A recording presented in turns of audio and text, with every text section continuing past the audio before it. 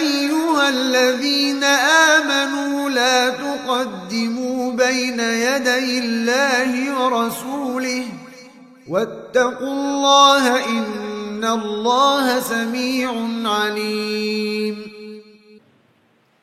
Assalamualaikum warahmatullahi wabarakatuh. Tanya Ustaz, apakah orang yang berpuasa tapi tidak sholat, puasanya dapat diterima? Ya jamaah, innamal a'malu binniyat. Ada orang yang puasa di bulan Ramadan itu karena rutinitas. Ada yang karena ikut-ikutan. Kenapa engkau puasa? Ya Ustaz, gak enak kan Ustaz, semua di rumah pada puasa. Masa gak puasa? Malulah. Jadi bukan karena iman, puasa. Makanya kadang-kala jemaah, orang-orang yang gak sholat ini mengadakan acara buka bersama. Ana pernah kita itu di salah satu restoran terkenal, kita beli makanan untuk berbuka. Ngobrol lah kita sama yang jualan, sama pramusajinya di situ. Ana tanya, Mas, ini orang-orang sering adakan buka bersama? Oh sering. Loh, terus sholatnya di mana mereka? Mau sholatnya kecil. Banyak yang nggak sholat mereka. Jadi cuma puasa doang, tapi nggak sholat. Cuma untuk merasakan orang kafir ada yang puasa, ada yang puasa. Antum lihat ya di beberapa vlog ada orang non muslim itu nyoba puasa Ramadan. Nyoba dia, katanya ternyata enak juga kata dia. Jadi bukan karena iman. Maka dilihat tuh tadi orang yang sholat kagak, puasa iya. Kenapa engkau puasa? Kalau niatnya benar, insya Allah dia sholat. Artinya kalau dia mengatakan, ya anak ingin mendekatkan diri kepada Allah Azza wa Jalla, anak banyak dosanya. Maka dikatakan kepada dia, oh alhamdulillah, jangan lupa antum sholat. Karena yang pertama ditanya pada hari kiamat itu bukan puasa. Yang pertama dihisap itu sholat. Kalau sholatnya benar, insya Allah puasanya benar, zakatnya benar, hajinya benar, yang lainnya benar. Tapi kalau engkau sholatnya nggak benar, boleh jadi puasamu nggak benar. Jangan dilarang puasa. Oh engkau nggak sholat puasa, nggak usah puasa engkau. Jangan ini, dia mau puasa alhamdulillah.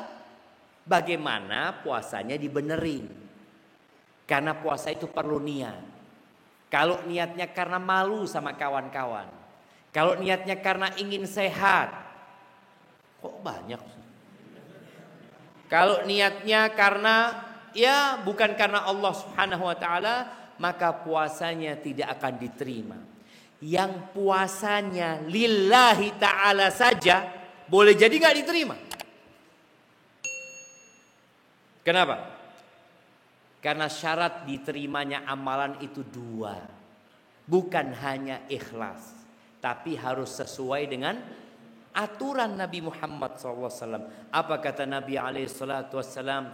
Kam min sa'imin aw rubba sa'imin laisa lahu hadzun min siyamihi illa al-ju' wal atash. Berapa banyak orang yang puasa yang tidak mendapatkan pahala kecuali lapar dan haus. Dia nggak dapat apa-apa.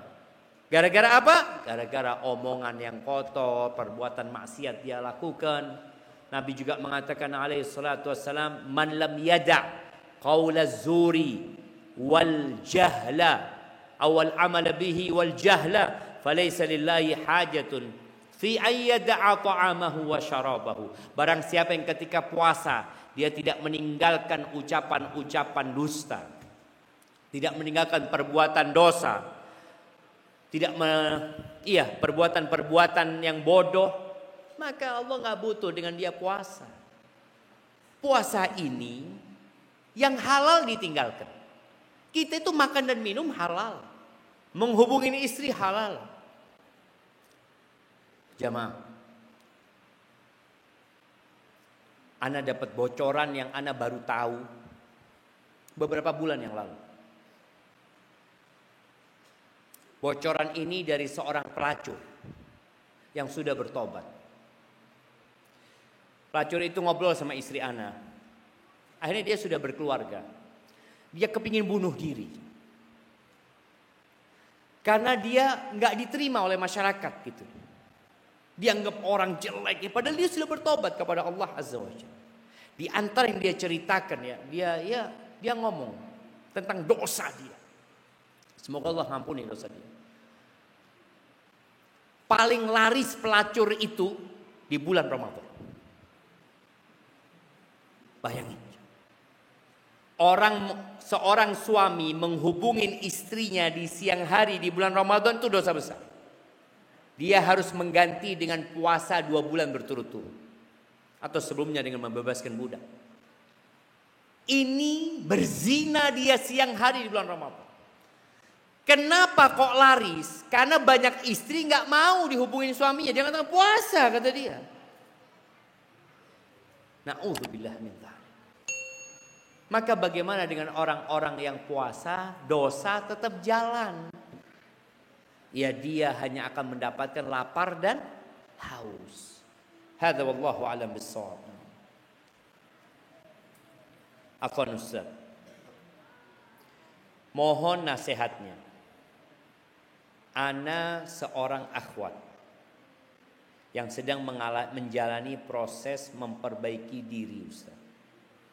Dan ana sangat lemah dengan perasaan Ustaz. Yang masih sering terjerumus ke dalam dosa fitnah laki-laki. Nasihat untuk ana agar ana tetap kuat dalam menjaga kehormatan ana sebagai seorang akhwat. Jazakallah khair Ustaz. Naam ahibati fillah. Fitnah terbesar bagi kaum lelaki adalah wanita. Dan para akhwat pun difitnah dengan laki-laki. Allah Azza wa Jalla mengatakan wala taqrabuz zina.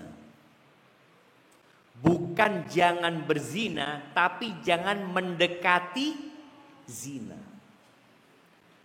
Artinya bagi seorang muslim kalau ingin terjaga, maka dia harus menjauh.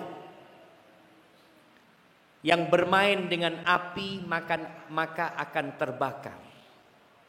Yang bermain dengan air maka dia akan basah. Maka hendaklah anti berusaha menjauhi tempat-tempat yang membuat anti terfitnah. Nongkrong bersama laki-laki yang bukan mahramnya. Dia anak sedang berusaha memperbaiki diri, tapi engkau berada di tempat yang tidak baik, engkau akan terseret. Menonton tontonan yang hanya akan membangkitkan hasrat, itu juga engkau sedang mendekati perzinahan. Karena mata itu berzina, telinga itu berzina, tangan itu berzina, kaki itu berzina, hati pun berzina. Tinggal yang terakhir kemaluan. Maka hendaklah kita menutup celah-celah ke dalam perzinahan. Ketika engkau terjebak dalam perbuatan dosa, maka segera bertobat. Jangan turutin setan. Setan itu kadang-kala memberikan nasihat. Setan itu baik apa enggak jemaah? Setan itu ngomongnya baik. Masya Allah, indah dia ngomongnya. Zuhrufal qawli ghurur. Yang banyak menipu orang. Mamanya ada orang berbuat dosa, udahlah engkau gak usah tobat sekarang. Engkau tobatnya tobat sambal, ntar berbuat lagi, udahlah tunggu nanti engkau umur 60, 70 tahun. Sudah jadi takmir masjid nanti. Baik enggak nasihatnya? Nasihatnya untuk tobat. Tapi di situ ada penundaan tobat. Maka ketika engkau berbuat dosa di malam hari, jangan nunggu malam besoknya tobat. Paginya sudah tobat. Anak takut nanti berbuat dosa lagi. Engkau jangan bicara takut berbuat dosa lagi. Engkau sampai maghrib gak tahu dengan umurmu. Kalau engkau bertobat sekarang, harapannya kalau mati maghrib, engkau mati dalam kondisi sudah bertobat. Loh, kalau nanti anak ngulangin lagi loh, nanti itu bukan milik kita. Esok hari bukan milik kita. Sekarang milik kita. Dan setiap nanti kalau anak ngulangin, ya tobat lagi. Loh, kau ngulangi, tobat lagi. Sampai kapan? Sampai mati.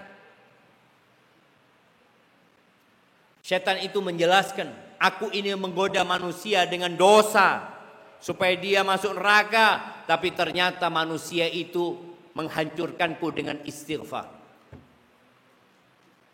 Barakallahu fikum. Dan yang sudah sampai waktunya untuk menikah, segera menikah.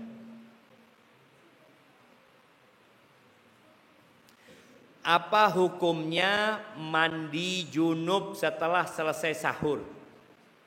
Apakah puasanya sah atau tidak? Bukan selesai sahur ini mungkin. Selesai fajar terbit. Jadi nggak ada masalah.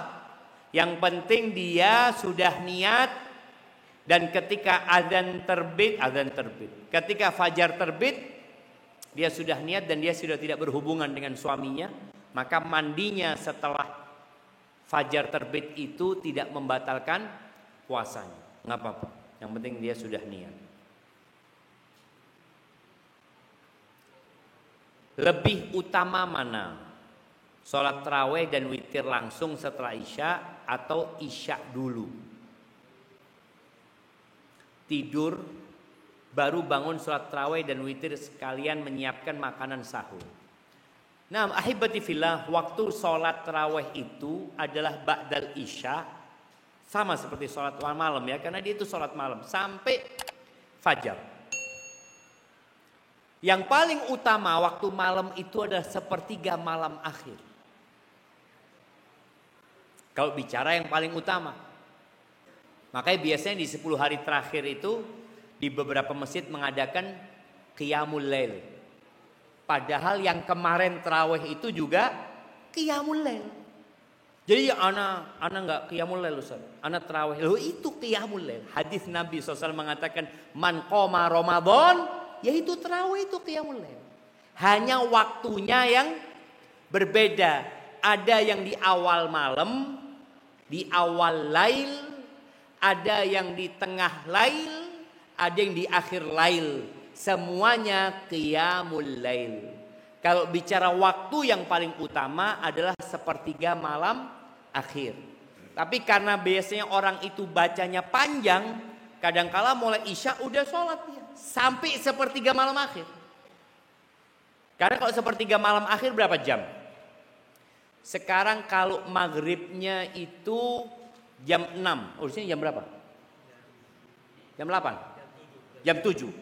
Subuhnya jam 5. Berarti berapa jam? 5 tambah 5. 10 jam. Tengah malamnya dimulai jam 12. Sepertiga malamnya dimulai jam berapa jamaah? 4, 3, 2. Ya jam setengah 2. Kira-kira seperti itu. Itu sepertiga malam akhirnya. Tapi ada orang yang enggak, dia mulai sholatnya dari jam 11 sampai waktu sahur. Di masa Nabi SAW, Nabi sholatnya diakhirkan. Memang, isyaknya juga diakhirkan pada waktu itu. Itu para sahabat Nabi radhiyallahu anhum, ketika mau sahur sampai takut nggak bisa sahur. Karena panjangnya sholatnya, sampai mau sahur. Sekarang 21 rakaat, setengah jam. Ada sebagian masjid itu waladhdallin, amin. Bismillahirrahmanirrahim. Yasin, baca Yasin. Allah, kok sudah ruku? Boleh? Boleh. Salat dia sah. Tapi kita di bulan Ramadan bukan mau cari hanya sah. Salat itu asalkan rukun dan syaratnya terpenuhi sah. Tapi kita mau jadi yang terbaik. Kita ingin mencontoh Nabi SAW. Maka tadi usahakanlah bacaannya yang benar ya. Nggak usah terburu-buru. Kalau dikatakan makmumnya kepingin terburu-buru, ya sudah. Kalau terburu-buru sholat sendiri. Karena sholat tarawih ini nggak harus berjamaah. Dan buat teman-teman yang bekerja, kadang-kala dia bekerja akhirnya nggak bisa sholat tarawih berjamaah di masjid. Jangan pernah mengatakan aduh telat Ustaz, ketinggalan sholat tarawih. Nggak ada ketinggalan sholat tarawih. Tarawih itu boleh sampai fajar terbit. Antum jam 11 malam bisa sholat, jam 1 bisa sholat, dan tidak harus berjamaah. Dan terjadi khilaf di antara para ulama, mana yang lebih utama, berjamaah atau sendirian. Buat orang-orang jamaah yang males sholatnya, yang hafalan Qur'annya sedikit, berjamaah tuh. Soalnya kita itu kadangkala semangat ibadah karena melihat yang lainnya ibadah. Contoh nih, lagi sholat zuhur di masjid ini, nggak ada niat mau ba'diyah, tapi ngelihat semuanya pada sholat ba'diyah, kanan ba'diyah, kiri ba'diyah, dia nganggur, ana ba'diyah juga lah, Allahu Akbar. Itu bukan riya ya, bukan, tapi kebawa suasana. Riya itu kalau ingin dipuji, ini kebawa suasana. Makanya tadi ada orang yang kalau di rumah sholat tarawih sendirian, baru 6 rakaat sudah, kayaknya sudah cukup witir 1 rakaat. Tapi kalau di masjid 21 rakaat, Masya Allah. 1 rakaat 1 juz, Masya Allah. Kita mau duduk, lihat yang sebelah kita sudah tua renta, berdiri, malu analah, Allahu Akbar. Jadi suasananya membawa dia untuk semangat beribadah. Tapi umpamanya dia, anak Ustaz kalau di masjid cuma dapat ya 1 juz Ustaz, anak kayaknya mau di rumah, anak mau 1 malam itu 3 juz, berarti 10 hari hatam Quran. Jadi 1 bulan dapat 3 kali hatam Quran, umpamanya seperti itu. Yang nggak hafal bisa pegang mushaf ya. Jam berapa Ustaz? Udah habis waktu anak. Jamaah, Anda lihat kalau ada pertanyaan yang berkaitan dengan Ramadan,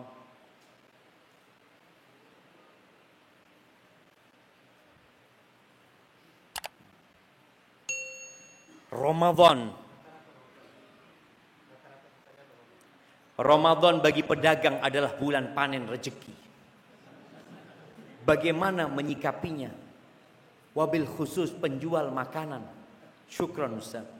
Nggak apa-apa jual makanan di bulan Ramadan, jual takjil, buka warung. Boleh sebenarnya buka warung di bulan Ramadan itu jamaah. Karena ada orang-orang yang nggak wajib puasa. Ada ibu-ibu yang datang bulan, ada ibu-ibu yang hamil, ada ibu-ibu yang menyusui, ada bapak-bapak yang head. Kan nggak wajib kalau ada gitu jamaah. Nggak wajib, makanya kadang-kala warung itu sepi jamaah. Kan biasanya kalau bulan Ramadan warung ditutup pakai kain ya. Tapi kalau untuk melihat ke bawah, kok banyak kaki di situ. Ah itu mungkin ada yang haid. Nggak apa-apa kita husnudzon sama mereka. Intinya jualan itu nggak apa-apa, selama kita jual kepada orang-orang yang boleh tidak puasa. Kita sebutkan kalau bikin warung, kita buka untuk yang punya alasan tidak berpuasa. Kita tulis. Ada bapak-bapak, saya sakit. Oh iya, fadhol. Dia mau bohong sama Allah SWT. Karena kita sudah kasih pernyataan ini untuk yang nggak wajib puasa, memang seperti itu. Kemudian yang jualan takjil, tapi di 10 hari terakhir usahakanlah. Kalau engkau rizkinya tambah banyak, sodakonya tambah banyak. Paling tidak engkau dengan rizki yang banyak, mungkin ada banyak amalan yang kau nggak bisa kerjakan karena sibuk kerja. Tolong bagikan buka puasa buat orang-orang yang puasa, yang iktikaf engkau kirimin makanan, yang sahur engkau kirimin makanan, sehingga kita tetap dapat fadilahnya Ramadan. Walaupun mungkin anak kayaknya nggak bisa hatam kayak orang-orang, Ustaz. Ya sudah, apa yang bisa engkau lakukan? Lakukan. Ya ini sudah. Apa hukumnya terlalu sering mandi saat puasa? Nggak apa-apa, yang penting nggak minum. Kalau setiap mandi 2 tetes, nggak boleh lah. Mandi nggak? Nabi SAW pernah ya, ketika panas terik beliau siram air di atas kepalanya. Nggak apa-apa sih. Boleh sahur pada saat adzan subuh sudah dikumandangkan. Boleh kalau yang adzan salah waktu.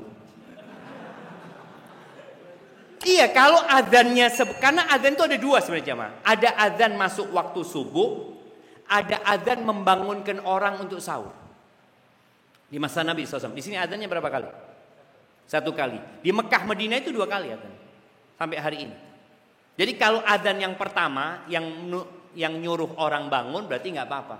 Kalau sudah adzan kedua berarti sudah terbit fajar. Bukan antum mengatakan katanya Ustaz sampai adzannya selesai. Allah mengatakan hatta yatabayyana lakumul khaitul abyadu minal khaitil aswadi minal fajr. Sampai terbit fajar. Kalau sudah terbit nggak boleh lagi makan dan minum. Nah, Ustaz, bagaimana puasanya orang tua 70 tahun tidak kuat, sering sakit, batuk parah, dan kadang lupa waktu sholat. Bagaimana cara membayarnya atau menggantinya? Kalau memang dia sudah nggak mampu puasa, maka dengan bayar fidyah. Kalau dia sudah pikun, maka pena malaikat sudah diangkat. Dia sudah nggak wajib puasa, nggak wajib sholat, nggak wajib apa-apa. Kalau memang akalnya sudah tidak ada bersama dia. Tapi kalau masih ada bersama dia, dia punya utang puasa dulu yang belum dibayar, ya dia bayarkan dengan fidyah seperti itu. Hadza wallahu a'lam bishawab.